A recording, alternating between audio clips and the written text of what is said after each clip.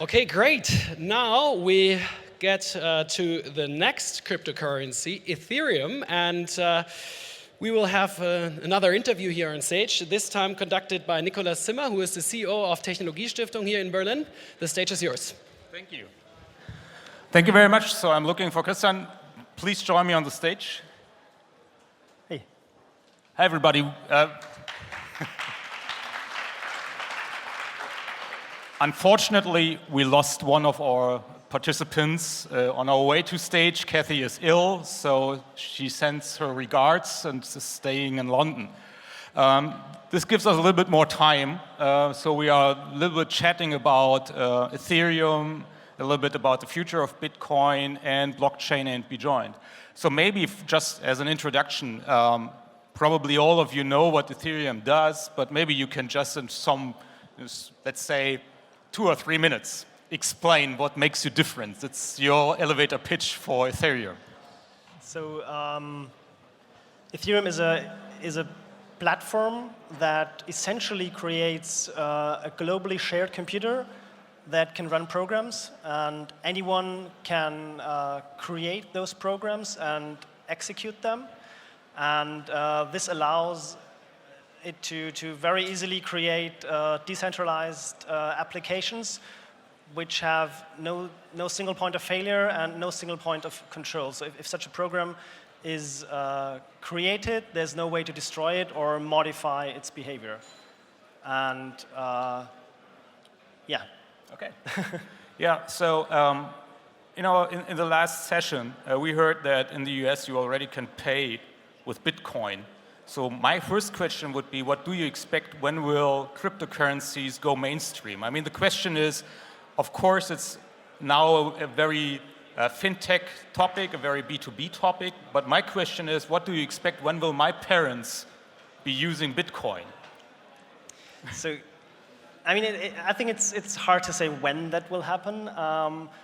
But we can talk about how it will happen. And I think it will be, yeah, I mean, I don't think that so many people will actually use Bitcoin or Ethereum directly as it is now. I think mainstream adoption will come more likely from people buying smart objects that tie into the blockchain, so they will use blockchain applications without necessarily noticing that. So it's more being an underlying technology in order to facilitate transfers, actually. Exactly, yeah. So what do you see? I mean, Ethereum is a platform, and I think a platform is a great opportunity to develop things also in other areas than cryptocurrencies, although you have that currency aspect on the platform. So what do you think, what will be the roles of platforms actually in the whole development of the blockchain industry? So, I mean, the cool thing about having a single platform is that any application that runs on that platform can interact with any other application on the same platform. So take the example of, we already had that before, of decentralized insurance, for example, crop insurance. So I'm a farmer and I want to insure my field, and when there's some damage due to weather, I want to get some compensation. And this is hard to do now, but at some point there's already a project. Okay, it's hard to do now due to 2 reasons. Cryptocurrencies usually have a very high volatility, so the price changes all the time, and so it's hard to tell what the amount is I will get. And the other factor is that it's, so how do you check whether there was actually weather damage? And for the volatility, there's something called Maker, and they want to create a stable coin on top of Ethereum.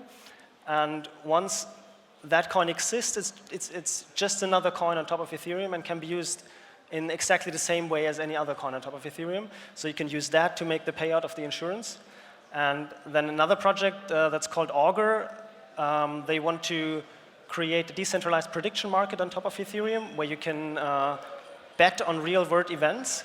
And that's a way to feed real-world events into the blockchain. Because so without that, you will need some external person that has to be trusted about their input into the blockchain. And so I think the real these synergies are really one thing that will empower growth on that platform. What I see is that there's a huge discussion going on about distributed conglomerates enabling collaboration, distributed in time and space, basically based on blockchain, and that's something that you already mentioned. Do you think that this is something which is really going to happen? I mean, there are trust issues. Those trust issues can be tackled by the technical part, but there's always a human part. That's basically what makes collaboration sometimes so painstakingly. Do you think that this will really happen, or will this also be just a facilitator? I mean, so what blockchains solve is they take out the need for trust between two parties. But of course, as you say, there will just be the underlying base layer. You have to build some kind of community on top of it. But this is already happening in a lot of places. And I mean, especially in the Bitcoin world, people kind of share some common vision about the world and value empowerment of end users and so on. So I think, we don't have a problem to get there. So maybe we can have a look at other possible applications of the blockchain. Although, of course, we are in a crypto currency slot, but I see that there's a huge potential. And one thing that comes to my mind is basically public administration is broken. I mean, and I'm not only talking about developing countries. I mean, try to fly from BR airport in Berlin, it's not possible. So what do you see when it comes to other applications? What would be the next big thing based on blockchain in your opinion? So one auditability is something that is very, very easy with blockchains. And so auditability on one point and immutability on the other side. So it's so one application could be something like land registries. I heard that especially in Mexico, that's a big problem. It's basically a commonplace to bribe people to just hand over a piece of land to you. And of course, this is only possible because these land registries are just stored in some cellar. But if you put that onto the blockchain, then actually the blockchain itself controls the process of transferring a piece of land between two owners, because the piece of land is then, for example, tied to a cryptographic key, and only that person that has control over the key can transfer the piece of land. Yeah, I think that we are on the verge of some kind of disruption of public services in a way. I mean, we see that countries are starting to compete via the question of what they're offering. Like, look at the Baltic Sea countries that are offering digital citizenships and stuff like that. Would you think that this is one of the that this is helping in a way for the acceptance, for example, of such solutions? Sure, but I mean. So digital citizenship is something I'm a bit skeptical about, because, I mean, what does it mean to be a citizen of a state which doesn't have territory? I mean, I'm a physical human being, so I'm kind of mainly bound to the laws of the territory, or, I mean, I interact physically with people being here, so, but, I mean, so this also goes in the direction of this peer-to-peer insurance, so it's just, I mean, you probably shouldn't see it as citizenship, but just rather member of a community, and the community can provide some services to you. Talking about auditability, you mentioned that before. When I'm looking to my right, there's KPMG.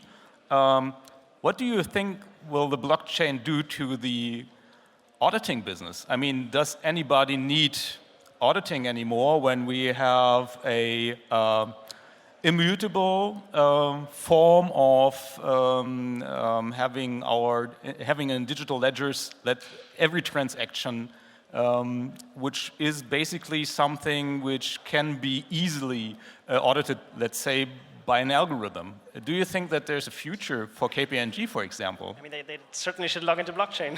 Look into blockchain. I mean, this is again about automatization. So you can have programs that just run your audits. I mean, in the end, of course, these audits are also about the interference between the actual computer programs and the real world. And I guess we still need companies like that to audit these interactions. But I think there's a lot of potential there. Yeah, definitely so. Another part of which I find interesting when it comes to blockchain and also when it comes to transactions is a question of creative industries. There are a lot of artists that are right now considering, when it comes to distributing their own artwork, let's say a musician, for example, to use blockchain technology, for example, to ensure rights management. Is that something you see on Ethereum, for example? And do you know good examples? Is that already happening? Yeah, there's a startup called Uyo Music, and it's a platform where you can manage, so when you can do rights management of music, and so the idea is that together with your song, you store who was involved into creation of that song and how much, what the share is that they will get when someone buys that song. And so if I go on that website and buy that song, I pay an Ether, and this Ether goes to that contract, and the contract automatically distributes it among all the people that were involved into the creation of the song. And so what I find especially cool about that is that you can also provide the opportunity for someone to make a remix of the song or just modify it in some way, and so to build on top of an existing song. And then when you build when you buy the new version of the song, you pay the remixer, but the money that comes from selling that remix is also automatically transferred back into the original song, and from there to the original producers. Would you think that this might, I mean, we are always talking about the question of how to pay for digital content, for example, in the internet, on the web. And everybody said, well, micropayments might be a way to save publishers. Would you agree with that? Sure. So, I mean, we should certainly get rid of all the advertisement on the internet, on websites, and just replace them by tiny little buttons that are easy to click and help into funding what is on the website. Okay, so on the last topic I would like to tackle in our session, when you look into the international competition when it comes to the cryptocurrencies and blockchain business, what would you say were the hotspots? I mean, we heard that London is an important place, of course. There are a lot of fintechs, there's a lot of financial business. The United States, of course. But what is the state of the blockchain and cryptocurrency technology in Germany? I mean, I think you'll have a good insight on that. I mean, it's so, especially so software development in general, and especially blockchain, that is not really location-based. So. For Ethereum, for example, we basically have 3 offices, one in Switzerland, one in Amsterdam, and one here in Berlin. But most of those people just work from all around the world. So, and so also the whole locality. I mean, the blockchain is a global phenomenon. You can't really. So when you create a transaction on the blockchain, it doesn't happen in some place. It just happens on the blockchain. So, yeah, I'm not sure whether this really applies here. Yeah, I mean, the question is, I think there's a lot of research also going on, and people are trying to grasp what's behind it. And what I see is that in the UK, for example, if Catherine would be here, she could tell us a little bit about what they do at Imperial College. But actually, I don't see stuff like that in German universities, basically. Of course, there are some people who are dealing with the question of blockchain, but we as Technology Foundation are right now working on a report on the state of the blockchain technology in Berlin. And it's pretty hard to find people who are really dealing on it outside of the startup world. I mean, is this a problem? Do you think that the question of people dealing with the overall aspects of blockchain and cryptocurrencies are right now confined to the fintech industry, are not really having a broad discussion about, let's say, societal disruptions which might be based on the blockchain? Yeah, I think there are projects popping up also in Berlin and especially the German-speaking countries. And so when it comes to universities, I think German universities don't hop onto hype trains that much. I'm not saying that blockchain is a hype train, but they are just much more conservative. But we're actually starting a project with TU Berlin soon, and yeah, so we're working on that. Okay, cool. So I think that we still have some minutes left to take some questions out of the audience, if you have questions.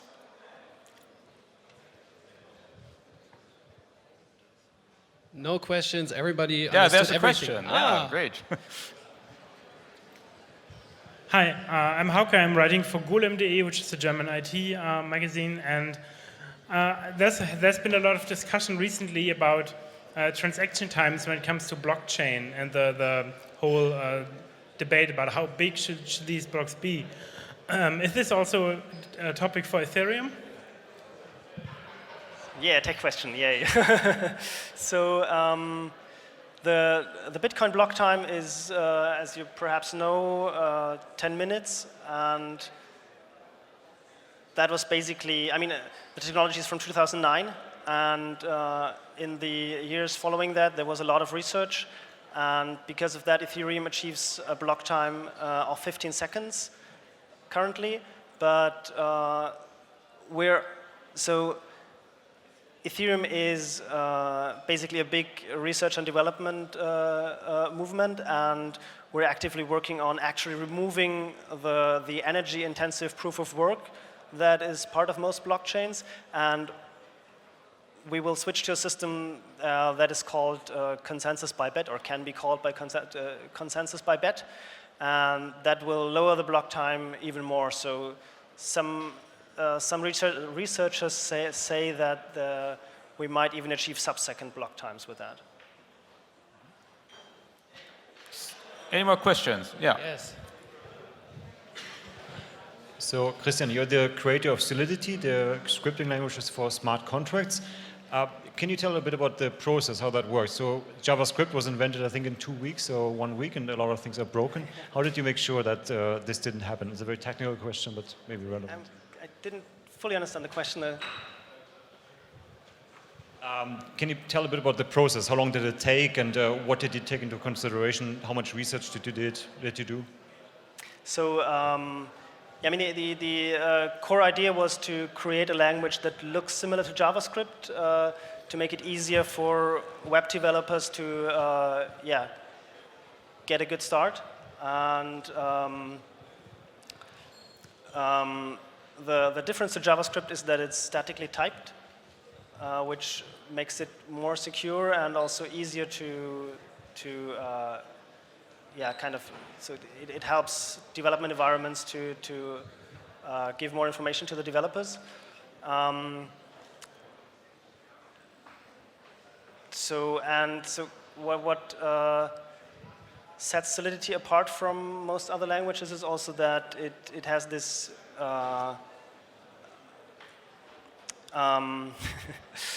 so there's because of the virtual machine, because of the blockchain we use, there's a tight separation between two programs, and a